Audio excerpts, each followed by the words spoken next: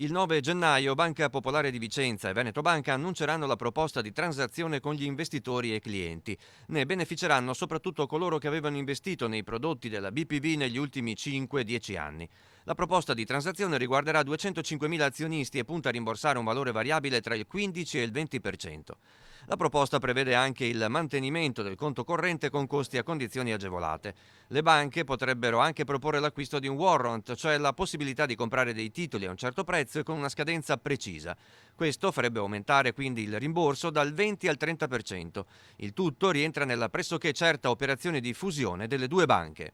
Questi rimborsi devono essere non delle elemosine, perché dietro ci sono dei responsabili e la banca, come ogni ditta privata, deve rispondere e se è andata in difficoltà deve anche sapere in qualche maniera riqualificare i suoi sbagli dando la giustizia alla gente, perché i soldi sono delle persone.